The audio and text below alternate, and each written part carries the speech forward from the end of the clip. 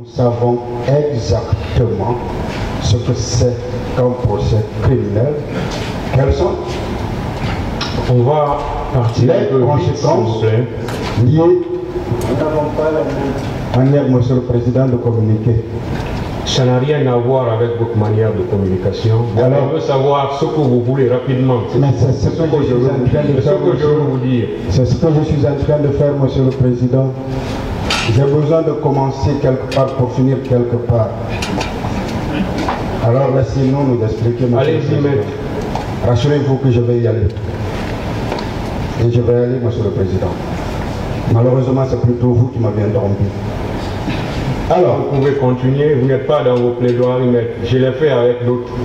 Donc, allez-y rapidement pour qu'on sache ce que vous voulez. Il n'y a rien de personnel, Monsieur le Président. Laissez-moi communiquer. Absolument rien de personnel. Allez-y, maître. Ce procès, il est médiatisé. Je suis un avocat. Allez-y, maître. Alors, laissez-moi continuer, Monsieur le Président. Alors, j'étais donc en train de dire que nous sommes dans un procès criminel qui est d'ailleurs médiatisé et que nous devons faire très attention.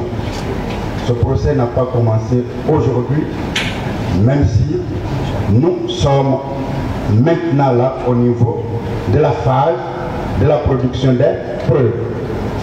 Vous saviez autant que nous autres que le témoin constitue l'oreille, pour ceux qui ne font pas du droit, l'oreille de la justice, les yeux de la justice, parce que ce sont eux qui viendront vous donner la relation, le récit de ce qu'ils savent des circonstances de la commission des faits pour lesquels nous sommes ici. Alors, lorsque à l'entame de ce procès, une liste a été produite, des témoins ont été connus, nous ne pouvons pas, en cours de procès, changer cette liste. Première chose. Deuxième chose, Monsieur le Président, en le faisant, nous attaquons un principe sacro-saint du procès pénal, surtout criminel. Ce sont les droits de la défense. Et je vais vous expliquer pourquoi.